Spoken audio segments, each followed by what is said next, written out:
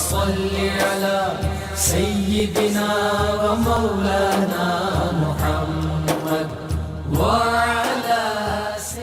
جی ناظرین و سامعین، پروگرام یاد الہی میں روزانہ عظیم ہستیوں کے تذکارے پاک کیے جاتے ہیں، اور اس کے ساتھ ساتھ کچھ ایسے موضوعات پر گفتگو ہوتی ہے جن سے آپ کو رہنمائی حاصل ہوتی ہے۔ آج امام اعظم سیدنا نعمان بن ثابت رضی اللہ عنہ آپ کے تذکارے پاک ہوں گے، تذکارے خیر ہوں گے۔ اس سے پہلے کتاب الشفاء سے آج کا خاص وظیفہ،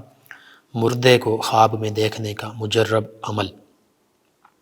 فوت شدہ کو آپ چاہتے ہیں کہ میں خواب میں دیکھوں، تو اس کا یہ تجربہ شدہ عمل ہے، مجرب عمل ہے۔ سماعت کیجئے کہ سورۃ التکاثر 30ویں پارے میں ہے، سورۃ التکاثر۔ اس مبارک سورۃ التکاثر کو شب جمعہ یعنی جمعرات اور جمعہ کی درمیانی شب 113 مرتبہ پڑھنے سے مردے کی خواب میں زیارت نصیب ہوگی، فوت شدہ کو خواب میں آپ دیکھ سکیں گے۔ دوبارہ سماعت کیجئے،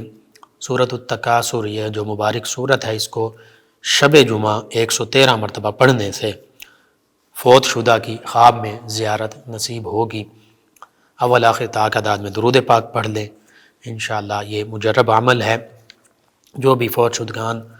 سے خواب میں بات کرنا چاہتے ہیں، زیارت کرنا چاہتے ہیں، تو یہ لازمی عمل کیجئے۔ سورۃ التکاثر اور اس کا ترجمہ سماعت کر لیجئے۔ اللہ سبحانہ وتعالی کا ارشاد ہمارے لیے کیا ہے، اس میں بھی نصیحت ہے۔ اعوذ باللہ من الشیطان الرجیم، بسم اللہ الرحمن الرحیم۔ الہاکم التکاثر حتی زرتم المقابر، کلا سوف تعلمون ثم کلا سوف تعلمون،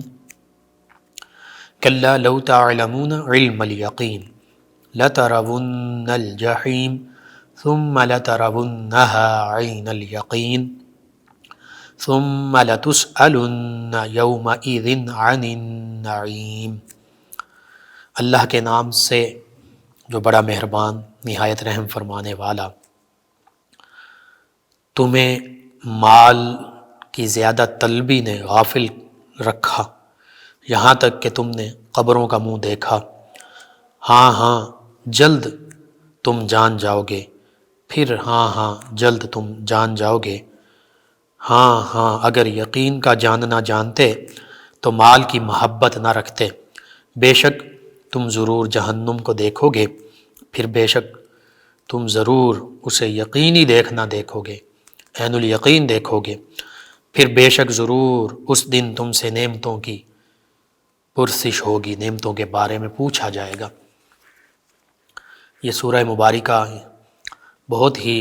نصیحت آموز ہے، اور حقیقت ہے کہ ہمیں مال و دولت، روپیہ، پیسہ، بینک بیلنس، پراپرٹی، سونا چاندی، پروفٹ، دنیا، عہدہ، منصب، جاہ، واہ واہ، اس نے ہمیں غافل کر دیا، مال کی طلب نے، دنیا کی طلب نے، اور ایسا غافل کیا کہ ہم نے قبر کو بھی بھلا دیا، اور اسی غفلت میں قبروں کا منہ دیکھ لیا۔ اور اللہ فرماتا ہے کہ تم جلد جان جاؤ گے، اور یقیناً جان جاؤ گے، اور اگر جان لیتے دنیا میں تو تم مال کی محبت نہ رکھتے۔ بے شک جو اس مال کی وجہ سے گمراہ ہوا اور کفر اختیار کیا دنیا کی وجہ سے، اور گناہوں میں مشرکین، منافقین، کافرین، یہ تو جہنم ہی میں جائیں گے۔ مسلمانوں میں سے وہ لوگ جو گمراہ ہوئے یا جنہوں نے حرام کا ارتکاب کیا، اللہ کے احکامات سے منہ موڑا دنیا کی وجہ سے، مال و دولت کی وجہ سے، اور پھر توبہ بھی نہیں کی، تو اب اللہ تعالیٰ چاہے تو انہیں ان کی بخشش فرما دے، چاہے تو انہیں عذاب دے۔ تو عام طور پہ یہی قرآن و حدیث میں موجود ہے کہ جو توبہ کیے بغیر مر جائے گا، مختلف حرام کاموں کا، گناہ کے کاموں کا ارتکاب کرتے ہوئے، تو پھر اسے ان اپنے گناہ کے بدلے میں اس کی جزا، اس کی سزا جہنم کی صورت میں، چاہے وہ جتنے بھی وقت کے لیے ہوئی، وہ بھگتنا پڑے گی۔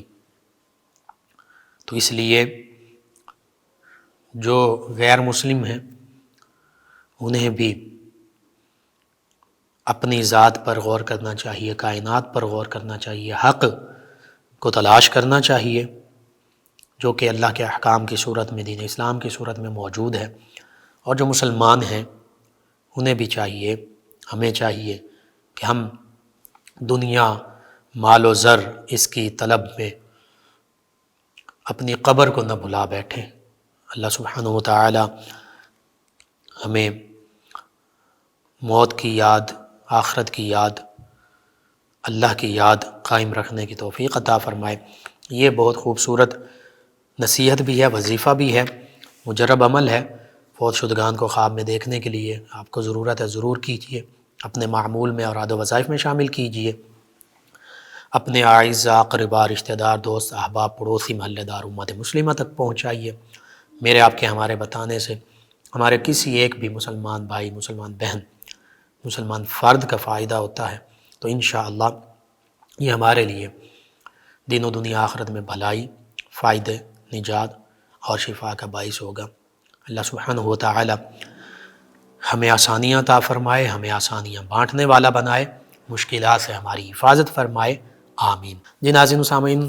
امام اعظم سیدنا نعمان بن ثابت، سیدنا ابو حنیفہ رضی اللہ تعالی عنہ، آپ کے القابات بے شمار ہیں، جن القابات سے آپ کو علماء امت نے، اولیاء امت نے، فقہاء امت نے، صلحاء نے، عرفاء نے، نجبا، نقبا، غوث، قطب، ابدال، قلندرین ہستیوں نے بھی ان القابات سے آپ کو پکارا، ان القابات کو آپ کے لیے استعمال کیا۔ امام الائمہ یعنی فقہ کے تمام اماموں کے آپ امام ہیں، سراج الامہ امت کے روشن چراغ ہیں، امت کے لیے روشنی کرنے والے ہیں، فقہی شرعی مسائل امت تک پہنچانے والے سیدنا نعمان بن ثابت رضی اللہ عنہ، تمام فقہاء اور مجتہدین کے سردار، ماہرین حدیث کے امام اور استاذ۔ اور یہ حقیقت ہے کہ آپ تمام فقہ کے جو امام ہیں اور فقہاء ہیں ان کے استاذ ہیں، ڈائریکٹ یا انڈائریکٹ، یعنی بڑے بڑے فقیہ آپ کے شاگرد ہیں، اور دیگر جو ہیں وہ آپ کے شاگردوں کے شاگرد یا شاگردوں کے شاگردوں کے شاگرد، اور اسی طرح یہ سلسلہ آگے سے آگے۔ حدیث کے امام جو ہیں وہ بھی آپ کے شاگردوں میں یا شاگردوں کے شاگردوں میں شامل ہیں۔ امام بخاری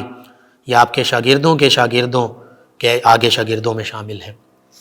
کچھ شاگردوں کے شاگردوں میں شامل ہیں،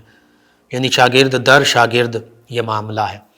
تو ائمہ حدیث، ائمہ فقہ، حتیٰ کہ ائمہ مفسرین، ائمہ تفسیر، یہ سبھی آپ کے شاگردوں یا شاگرد در شاگردوں میں شامل ہیں، کسی نہ کسی واسطے سے آپ کے ساتھ ان کا سلسلہ تلمذ جو ہے وہ متصل ہوتا ہے۔ اسی طرح عابدوں کے رہنما ہیں، زاہدوں کے قافلہ سالار ہیں، صوفیوں کے بھی پیشوا ہیں۔ الغرض نبوت و صحابیت کے بعد، یعنی سب سے افضل و اعلیٰ انبیاء و مرسلین علیہم الصلاۃ و تسلیم ہے، نبوت و رسالت سب سے فضیلت والا شرف ہے جو 1,24,000 کم و بیش انبیاء و مرسلین علیہم الصلاۃ و تسلیم کو جس سے نوازا گیا۔ پھر صحابیت کا شرف ہے، صحابہ کرام کی تعداد بھی تقریباً 1.25 لاکھ سے 1.5 لاکھ کم و بیش ہے۔ اس کے بعد تابعیت کا مقام ہے، اور تابعین میں آپ کا مقام بہت اعلیٰ ہے۔ تو یوں یہ کہہ سکتے ہیں کہ نبوت و صحابیت کے بعد ایک انسان میں جس قدر محاسن، خوبیاں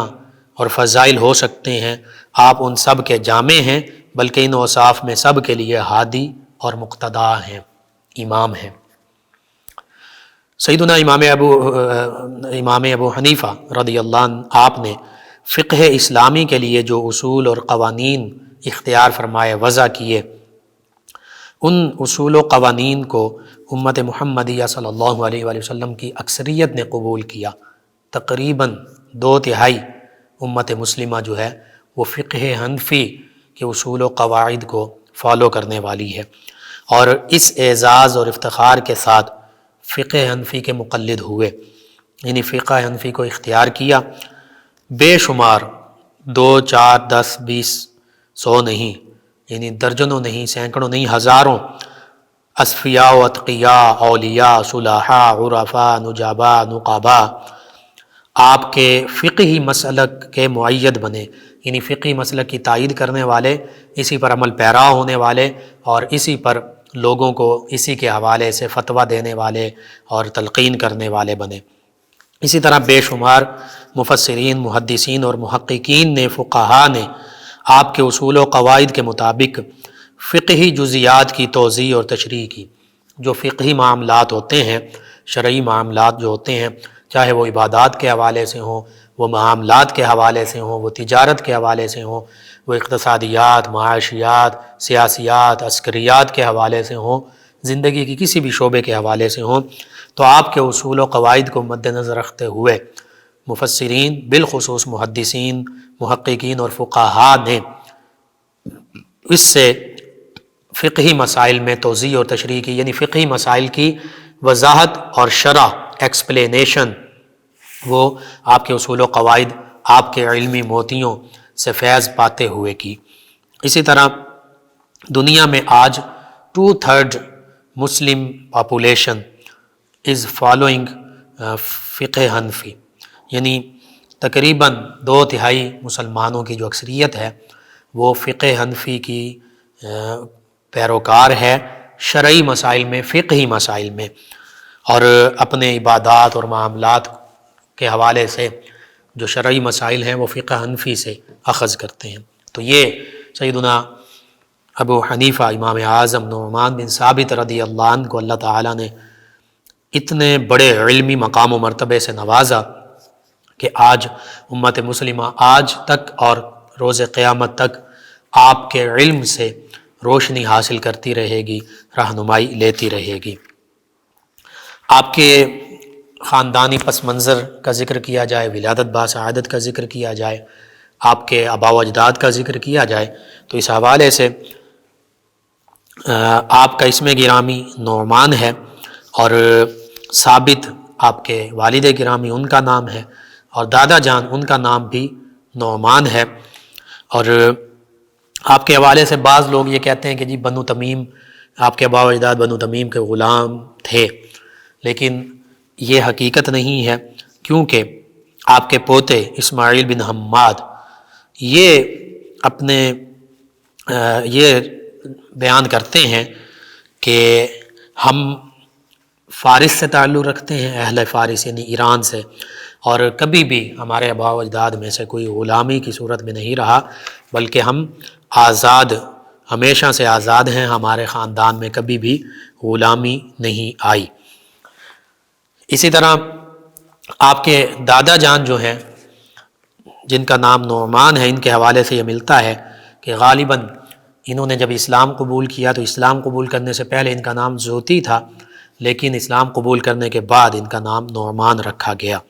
تو نعمان بن ثابت بن نعمان اور بن مرزبان، تو آپ کے دادا جان جو ہیں نعمان بن مرزبان امام ابو حنیفہ رضی اللہ عنہ کے، ان کے سیدنا علی المرتضیٰ کرم اللہ وجہ الکریم کے ساتھ گہرے تعلقات تھے۔ ایک مرتبہ نعمان بن مرزبان سیدنا علی المرتضیٰ کرم اللہ وجہ الکریم کے لیے تحفتاً فالودہ لے کر حاضر ہوئے، پیش کیا۔ سیدنا علی المرتضیٰ کرم اللہ وجہ الکریم نے اسے پسند فرمایا۔ تو جب ثابت پیدا ہوئے، یعنی امام اعظم کے والد گرامی، تو نعمان یعنی امام اعظم کے دادا جان ان کے والد گرامی کو لے کر سیدنا علی المرتضیٰ کرم اللہ وجہ الکریم کی خدمت میں حاضر ہوئے۔ سیدنا علی المرتضیٰ رضی اللہ عنہ نے ثابت اور ان کی اولاد کے حق میں دعا فرمائی۔ تو اسماعیل بن حماد رحمۃ اللہ تعالی علیہ فرماتے ہیں کہ ہمیں اللہ کے فضل سے توقع ہے کہ اللہ تعالیٰ نے ہمارے حق میں سیدنا علی المرتضیٰ کی یہ دعا قبول فرمائی ہے۔ اور اس روایت کو تاریخ بغداد میں حافظ ابو بکر احمد بن علی الخطیب بغدادی علیہ رحمہ انہوں نے نقل کیا۔ بہرحال یہ تو آپ کا شجرہ نسب اور آپ کا خاندانی پس منظر کا ذکر ہوا۔ آپ کا نام نامی اس میں گرامی نعمان ہے، کنیت ابو حنیفہ ہے۔ نعمان نام جو ہے اس کے کئی معنی ہیں۔ ایک تو اللہ تعالیٰ کی نعمتیں، یہ بھی ہے، اللہ کی تمام نعمتیں آپ کے لیے تھیں، اور علم اور ایمان یہ سب سے بڑی نعمتیں ہیں، یہ آپ کو حاصل تھیں۔ دوسرا، ابن حجر حیتمی جو ہیں، ابن حجر مکی علیہ رحمہ، یہ فرماتے ہیں کہ نعمان لغت میں اس بلڈ کو کہتے ہیں، اس خون کو کہتے ہیں جس پر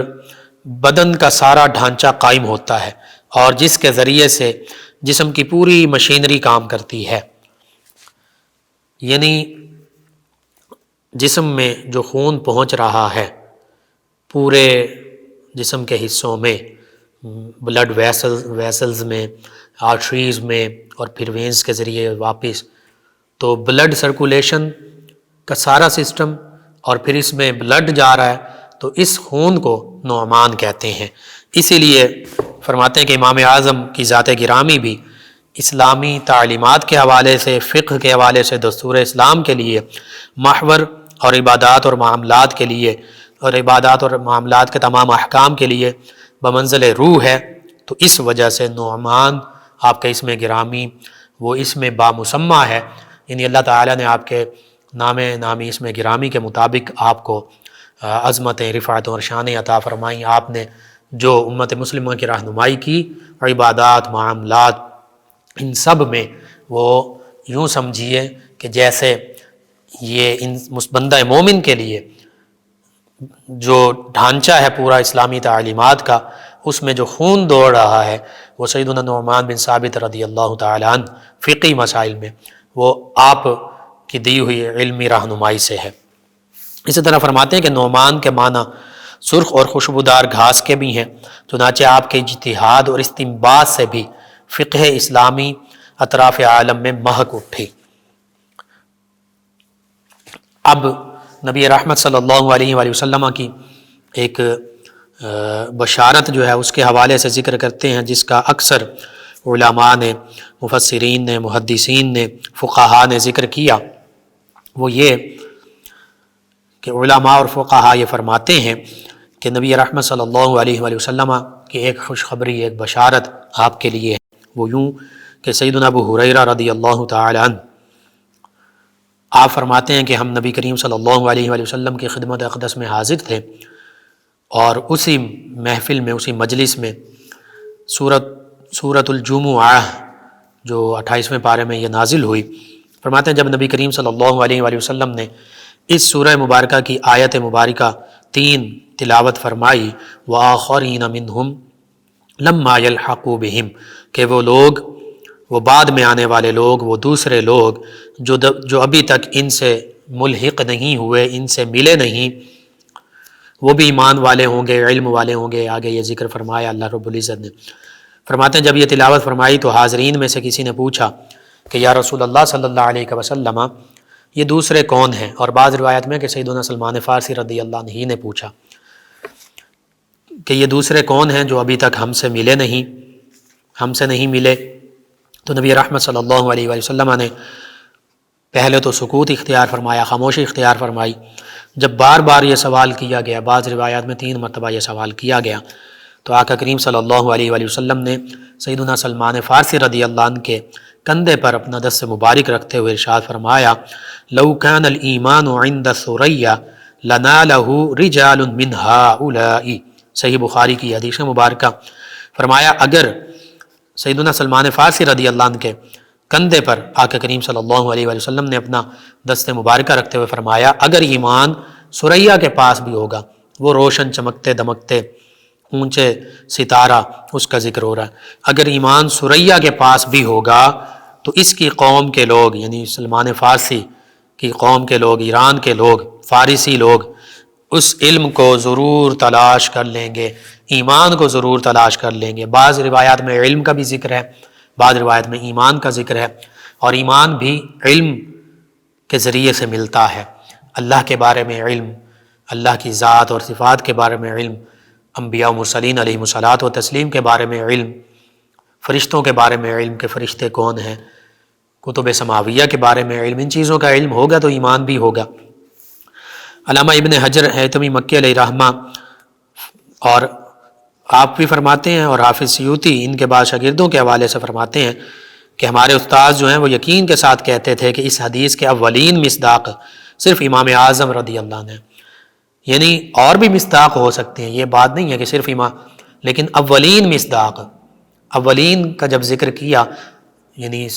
جب اسلام فارس میں ایران کی طرف پھیلا، فارس پر بھی اللہ تعالیٰ نے غلبہ عطا فرمایا سیدنا عمر فاروق اعظم رضی اللہ عنہ کے عہد مبارکہ میں، تو اب تابعیت کا دور شروع ہو رہا ہے۔ صحابہ کرام کی زیارت کرنے والے لوگ اور ان کے دور میں ایمان لانے والے لوگ وہ تابعین ہیں، تو تابعین میں اس یعنی وہ اولین ہیں، صحابہ کرام علیہم رضوان کے بعد اس امت کے اول گروہ ہے،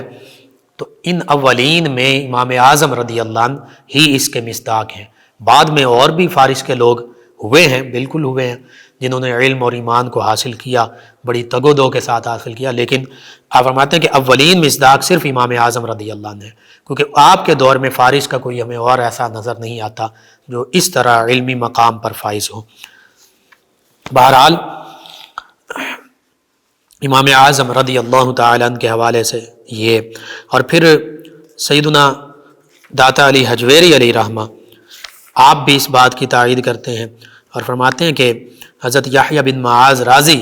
رحمہ اللہ فرماتے ہیں کہ میں نے حضور صلی اللہ علیہ وآلہ وسلم کو خواب میں دیکھا، تو میں نے عرض کیا یا رسول اللہ صلی اللہ علیہ وسلم میں آپ کو کہاں تلاش کروں؟ فرمایا عند علم ابی حنیفہ، علم ابو حنیفہ کے نزدیک مجھے تلاش کرو، یعنی آپ کو تلاش کرنے سے مراد نبی کریم صلی اللہ علیہ وآلہ وسلم کی تعلیمات کو تلاش کرنا، احادیث مبارکہ اور شرعی معاملات میں رہنمائی، اسلامی تعلیمات۔ تو فرمایا گیا کہ وہ ابو حنیفہ ان کے علم میں مجھے تم تلاش کر سکتے ہو۔ یہ سیدنا داتا گنج بخش علی حجویری علیہ رحمہ نے کشف المحجوب میں یہ واقعہ، یہ قول نقل کیا، اور خود سیدنا داتا علی حجویری علیہ رحمہ بھی حنفی ہیں، اور امام اعظم امام ابو حنیفہ رضی اللہ عنہ کا ذکر کشف المحجوب میں بڑے خوبصورت انداز کے ساتھ کرتے ہیں۔ اب کنیت آپ کی ابو حنیفہ ہے، اس حوالے سے بھی بعض اوقات لوگ مغالطے کا شکار ہو جاتے ہیں، غلط فہمی کا شکار ہو جاتے ہیں۔ ابو حنیفہ لوگ کہہ دیتے ہیں کہ جی آپ کے ایک صاحبزادی حنیفہ تھی، ان کی نسبت سے آپ کا نام ابو حنیفہ، یہ بات نہیں ہے۔ ابو حنیفہ کا معنی ہے، اگر ایسی بات ہو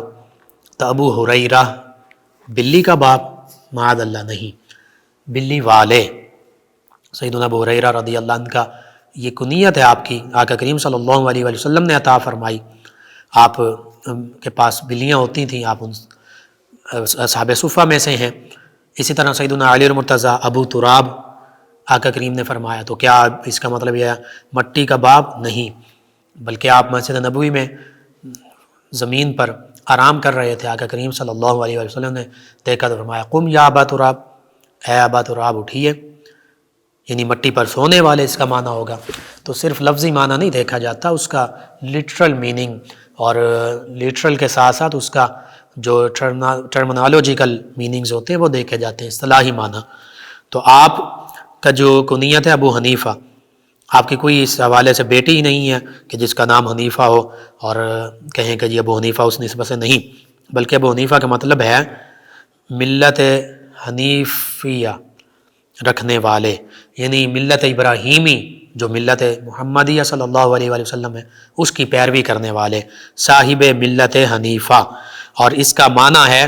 ادیان باطلہ سے اعراض کر کے دین حق کو اختیار کرنے والا، یعنی باطل جو مذاہب اور ادیان ہیں، باطل جو عقائد ہیں ان سے دور رہنے والا اور حق دین حق کو اختیار کرنے والا۔ تو بالکل یہ کنیت آپ پر صادق آتی ہے۔ بہرحال امام اعظم امام ابو حنیفہ آپ کی ولادت باسعادت 80 ہجری میں ہوئی۔ بچپن میں ہی آپ نے ضروری جو علم تھا وہ حاصل کیا، لیکن علم حاصل کرنے کے بعد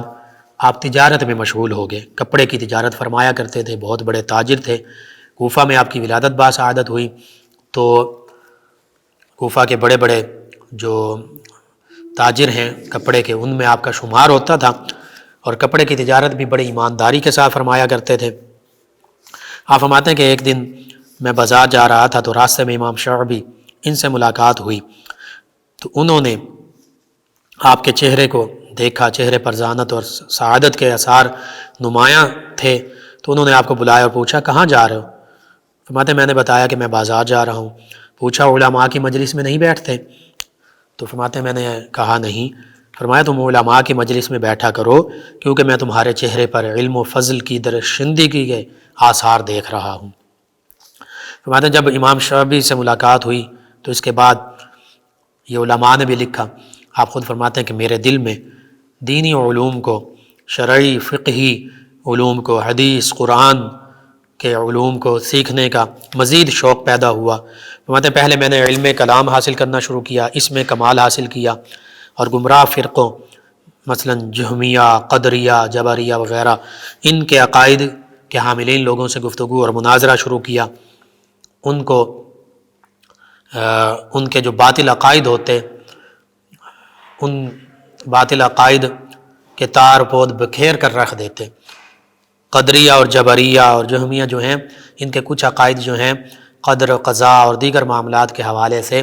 یہ بالکل قرآن و حدیث کے مخالف تھے، تو آپ ان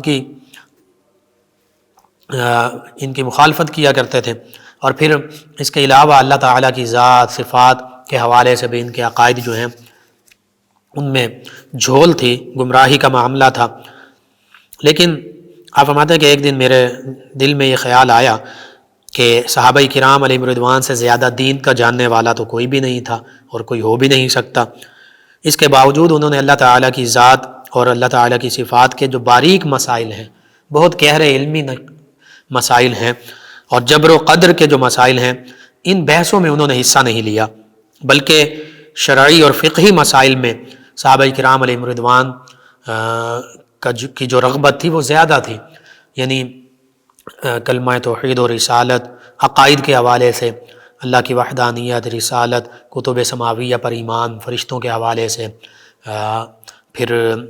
اللہ تعالیٰ کی طرف سے اچھی بری تقدیر، یوم آخرت، عقائد، اور پھر اس کے بعد جو سب سے زیادہ صحابہ کرام علیہم رضوان کا فوکس ہوتا تھا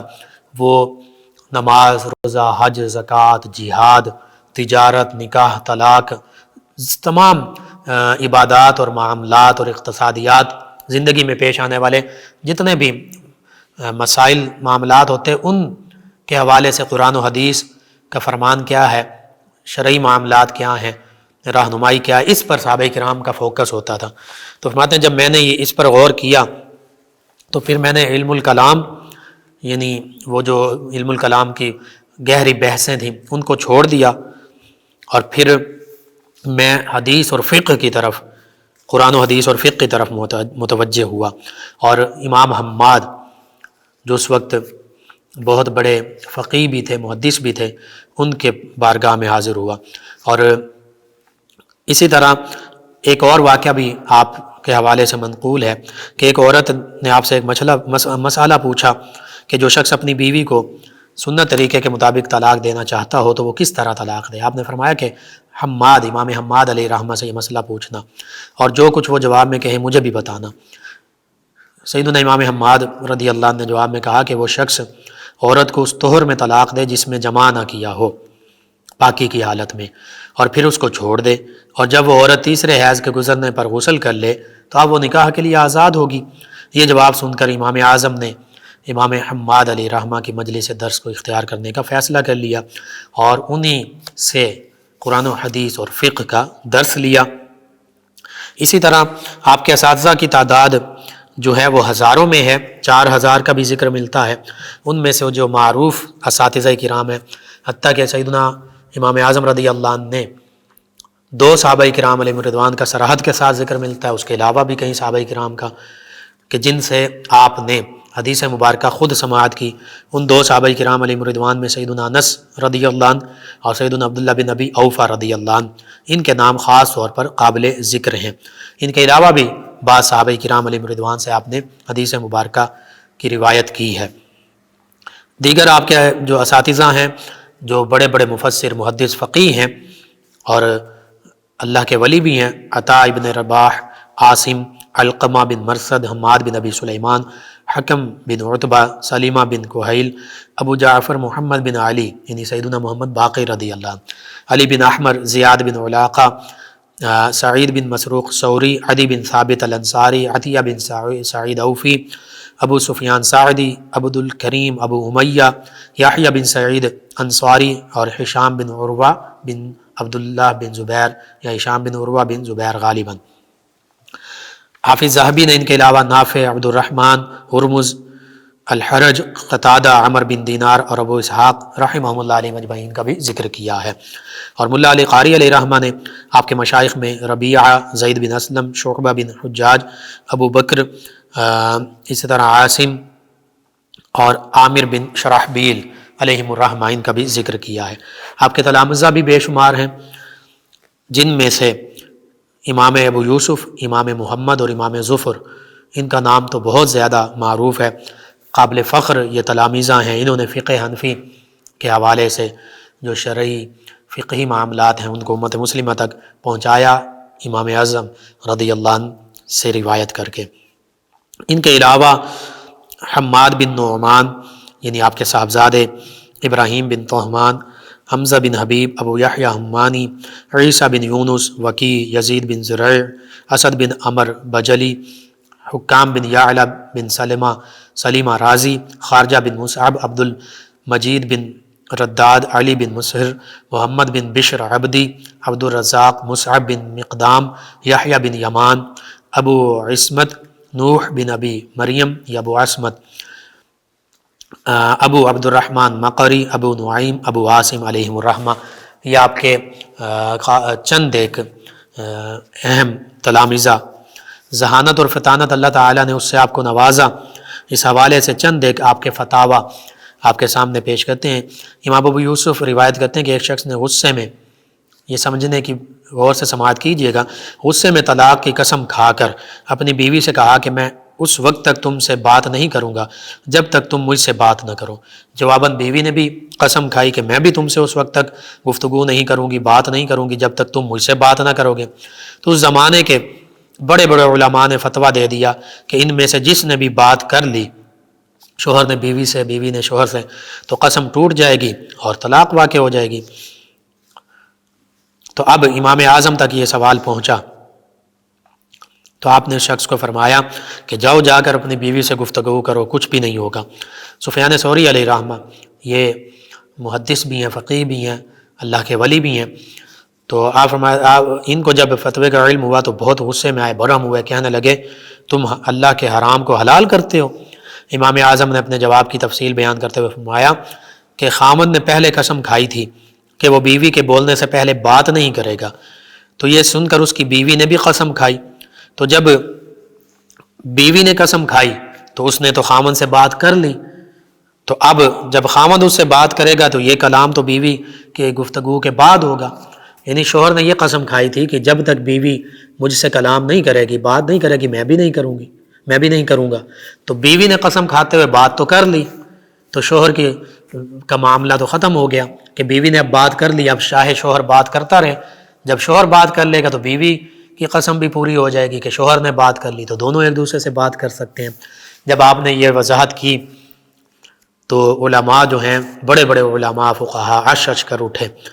اور کہنے لگے، سفیان ثوری کہنے لگے ابو حنیفہ تمہارے لیے علم کے وہ راستے کشادہ کر دیے گئے ہیں جن تک ہماری رسائی نہیں ہے۔ اسی طرح امام اعظم رضی اللہ عنہ دوسرے علماء کے فتاویٰ اور قضایا یعنی فیصلوں کی توثیق بھی کیا کرتے تھے، اصلاح بھی فرمایا کرتے تھے۔ ایک مرتبہ قاضی ابو لیلہ، یہ جسٹس ہیں، قاضی ہیں، منصف ہیں، ان کے ہاں ایک مقدمہ پیش ہوا کہ ایک شخص نے اپنی مجنونہ اب نارمل پاگل بیوی کو کچھ کہا تو اس نے جواب میں کہا اے زانیوں کی اولاد، قاضی نے عورت کو مسجد میں کھڑا کیا اور اس پر 2 مرتبہ حد لگائی، یعنی 2 مرتبہ سزا کا حکم دیا، دوہری سزا دی اور 2 مرتبہ کوڑے لگائے گئے۔ امام اعظم رضی اللہ عنہ کو جب اس فیصلے کی خبر پہنچی تو آپ نے فرمایا کہ ابو لیلہ نے اس فیصلے میں 6 غلطیاں کی ہیں، کون سی سماعت کیجیے آپ بھی، یہ علمی مقام و مرتبہ ہے۔ فرمایا پہلی غلطی یہ کی کہ مجنونہ پاگل پر تو حد بھی نہیں لگائی جاتی، انہوں نے حد لگائی، حالانکہ جنون کی وجہ سے، پاگل پن کی وجہ سے حد ساقط ہو جاتی ہے۔ دوسری غلطی یہ کی کہ مسجد میں حد لگائی، حالانکہ مسجد امن کی جگہ ہے، مسجد میں حد نہیں لگائی جا سکتی۔ تیسری غلطی یہ کہ عورت کو کھڑا کر کے حد قائم کی، حالانکہ عورت کو بٹھا کر حد لگائی جاتی ہے۔ چوتھی غلطی یہ کی کہ عورت نے ایک کلمہ کے ساتھ تہمت لگائی تھی، اور ایک کلمہ کے ساتھ اگر ساری دنیا کو بھی تہمت لگائی جائے تو صرف ایک حد واجب ہوتی ہے، 2 حدود نہیں ہوتی، اس لیے اس پر 2 حدوں کے قائم کرنے کی کوئی وجہ ہی نہیں تھی۔ پانچویں غلطی یہ کی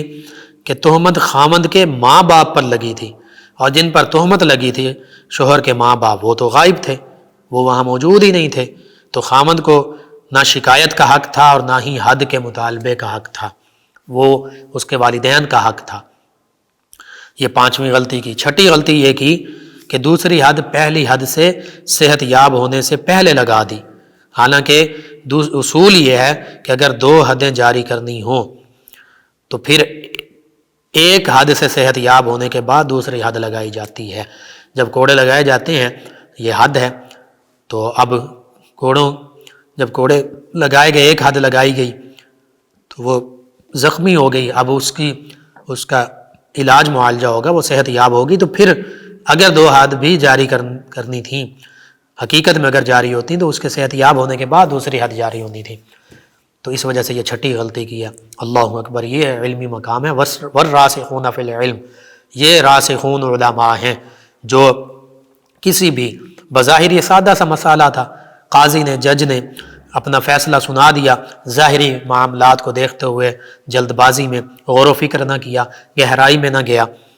آپ نے غور و فکر کیا، گہرائی میں گئے تو 6 غلطیاں، اور حقیقت میں بالکل صحیح فرمایا آپ نے،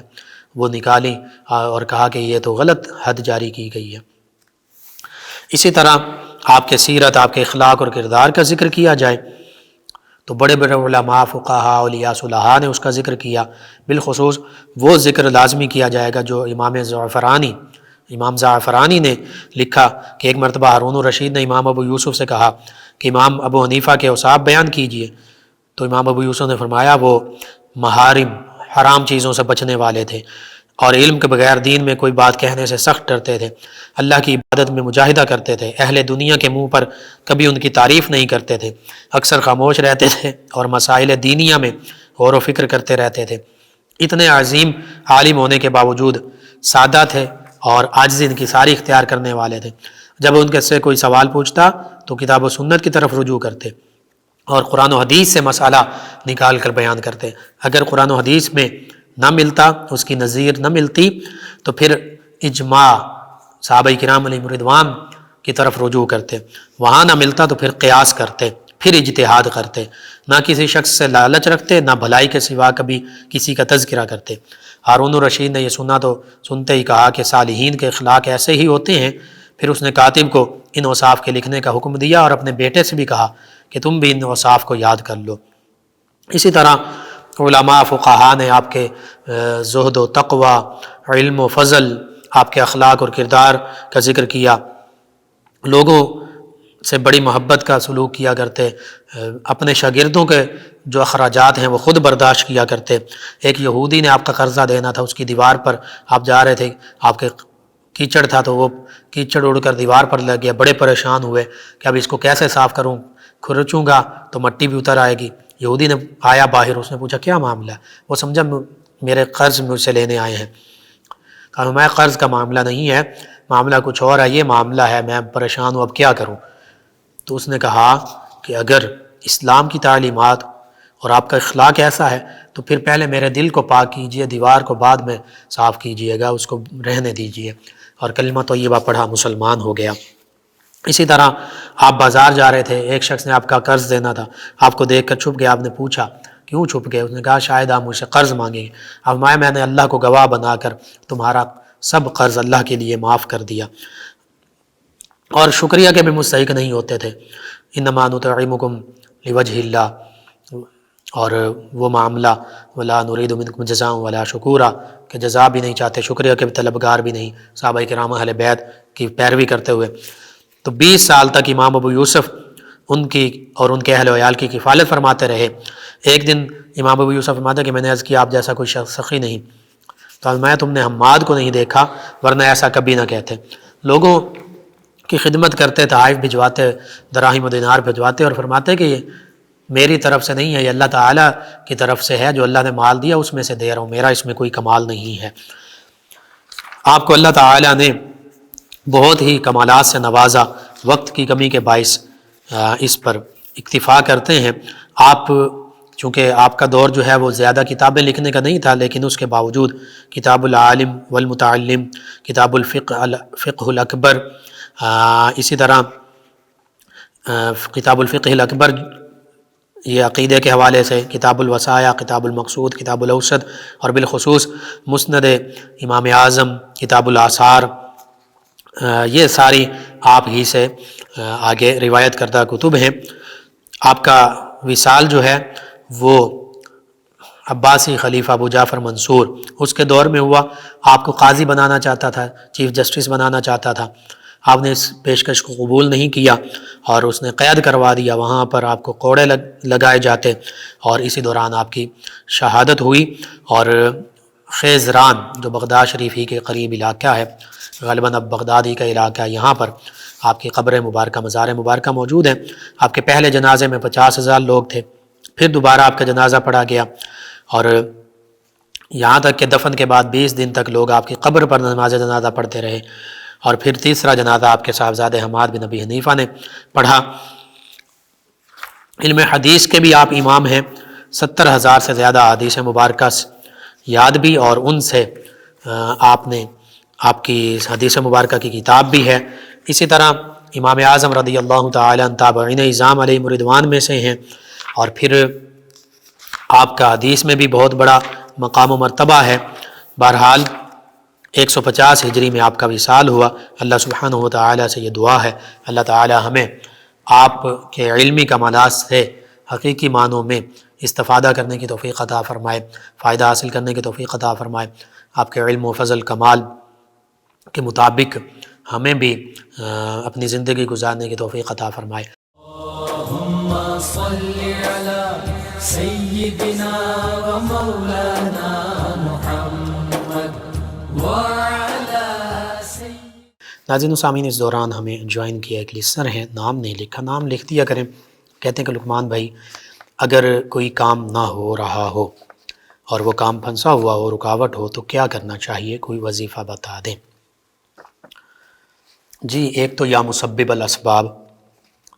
پڑھنا چاہیے۔ اللہ تعالیٰ ہی اسباب پیدا فرماتا ہے،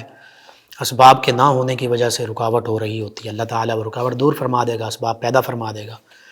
دوسرا، استغفار اور درود پاک کی کثرت کی جائے۔ درود پاک بالخصوص ہر مشکل کے لیے، ہر رکاوٹ کے لیے درود تنجینا، اور بھی درود پاک پڑھ سکتے ہیں، لیکن بالخصوص درود تنجینا، اس کو 1000 مرتبہ پڑھیے، گھر میں بیٹھ کر پڑھیے، سبھی پڑھیے، اکیلے پڑھیے، یاد کر لیجئے۔ اور اس کے علاوہ بھی درود پاک اور استغفار پڑھتے رہیں، یا مسبب الاسباب پڑھتے رہیں، دعا بھی مانگیں اللہ کی بارگاہ میں، تنہائی میں رو کر، گڑ گڑا کر۔ انشاءاللہ اللہ تعالیٰ تمام پھنسے ہوئے کام، وہ بندش، جو بھی معاملہ بہتر فرما دے گا۔ سورہ فاتحہ، آیت الکرسی اور 4 قل بھی صبح شام 3 مرتبہ پڑھیں، والآخر تعاقدات میں درود پاک کے ساتھ، اور دعا مانگیں، اللہ تعالیٰ بہتری فرمائے گا۔ ایک لسنرہ کہتے ہیں کہ جگر خون نہیں بناتا، اس کا وظیفہ بتا دیں۔ جمیل گجر صاحب ہے 208 چک سے۔ جی، جگر خون نہیں بناتا یا جگر کی کوئی بھی بیماری ہے تو تمام بیماریوں کے لیے سورۃ الرحمن کی آیت مبارکہ 78، سورۃ الرحمن آیت مبارکہ 78، اس کو پانی پر دم کر کے مریض کو پلائیں، انشاءاللہ جگر کی تمام بیماریوں سے شفا نصیب ہوگی۔ اور دوسرا یہ ہے کہ آپ اس کے علاوہ سورۃ البینہ، اس کو صاف کاغذ پر لکھ کر گلے میں ڈالیں، اول آخر 11 مرتبہ درود پاک کے ساتھ 21 مرتبہ یہ صورت پڑھ کر بھی مریض کو پانی پر دم کر کے پلائیں، انشاءاللہ اللہ تعالی شفا عطا فرمائے گا۔ ایک اور لسنر ہیں طارق صاحب صدھار سے، کہتے ہیں سیدنا ابراہیم علیہ السلام اور ایک خاتون تھیں جو ذکر کرتے تھے، وہ ذکر بتا دیں۔ جی میرے علم میں نہیں ہے، ناقص علم میں کہ کس آپ ذکر کر رہے ہیں۔ ہاں یہ ہے کہ سیدنا ابراہیم علیہ السلام اللہ تعالیٰ کو بہت زیادہ یاد کیا کرتے تھے،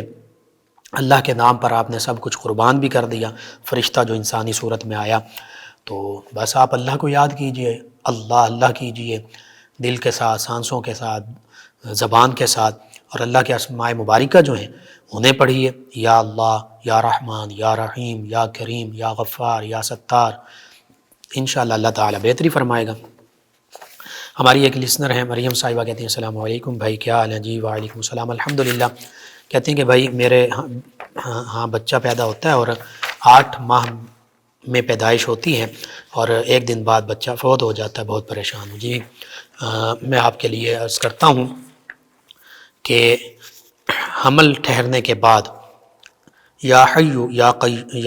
یا حافظ یا مصور، اللہ تعالیٰ کی یہ 3 اسماء مبارکہ ہیں، یا حیو یا حافظ یا مصور، یہ 1100 مرتبہ روزانہ آپ پڑھیں 40 دن تک حمل ٹھہرنے کے بعد۔ روزانہ ایک ہی وقت اور ایک ہی مقام پر پڑھیں تو زیادہ بہتر ہے، اللہ رب العزت کی رحمت سے حمل کی حفاظت ہوگی انشاءاللہ۔ دوسرا یہ کہ لا الہ الا اللہ 55 مرتبہ کاغذ پر لکھ کر تعویذ بنا کر پہنے، اللہ تعالیٰ کی رحمت سے حمل کی حفاظت بھی ہوگی اور پیدائش کے بعد بچہ یا بچی وہ جو بھی آفات ہیں ان سے بھی محفوظ رہیں گے انشاءاللہ، یہ کیجئے۔ ایک اور لسنر ہے، نام انہوں نے نہیں لکھا، کہتے ہیں وائف کو بہت غصہ آتا ہے، اس کے لیے وظیفہ بتا دیں، مہربانی ہوگی۔ جی آپ اپنی وائف سے یہ کہیں کہ باوضو رہا کریں اور درود پاک کی کثرت کریں، 2 کام۔ تیسرا انہیں کہیں کہ جب غصہ آئے، بیٹھی ہیں تو کھڑی ہو جائیں، کھڑی ہیں تو اپنی پوزیشن بس تبدیل کر لیں، کھڑی ہیں تو بیٹھ جائیں، لیٹ جائیں، یا اپنی جگہ تبدیل کر لیں، ایک کمرے سے دوسری جگہ چلی جائیں، یا آپ پر غصہ ہوتی ہیں تو محبت سے سمجھائیں اور آپ اپنی پوزیشن یعنی کمرہ تبدیل کر لیں، آپ باہر چلے جائیں، اور آپ بھی درود پاک کی کثرت کیا کریں، باوضو رہا کریں، انشاءاللہ اللہ تعالیٰ بہتری فرما دے گا۔ ایک اور اس دوران اعوذ باللہ من الشیطان الرجیم پڑھ سکتے ہیں، آپ کی بیگم بھی پڑھیں، آپ بھی پڑھیں، کیونکہ شیطان کی طرف سے غصہ ہوتا ہے، جب یہ پڑھیں گے انشاءاللہ غصہ دور ہو جائے گا۔ ایک اور لسنر ہیں سائرہ صاحبہ فیصل آباد، کہتی ہیں السلام علیکم۔ جی وعلیکم السلام، کہتی ہیں کہ آپ کا پروگرام بہت اچھا ہے، گھر میں کس ٹائم جھاڑو نہ دیا جائے؟ جی جس وقت آپ چاہیں جھاڑو دیں، بعض اوقات لوگ کہتے ہیں کہ شام کے وقت جھاڑو نہیں دینا چاہیے، غلط ہے، صفائی کا حکم ہے، ان اللہ یحب التوابین ویحب المتطہرین، اپنے باطن کی صفائی توبہ سے کرتے رہیں، اللہ تعالیٰ زیادہ توبہ کرنے والوں کو سے محبت کرتا ہے، انہیں اپنا محبوب بنا لیتا ہے، انہیں پسند فرماتا ہے، اور جو زیادہ طہارت رکھتے ہیں، جسمانی طہارت بھی، انہیں بھی اللہ تعالیٰ محبوب بنا لیتا ہے، پسند فرماتا ہے۔ تو اگر شام کے وقت گھر میں گندگی ہو، بدبو اٹھ رہی ہو، تو کیا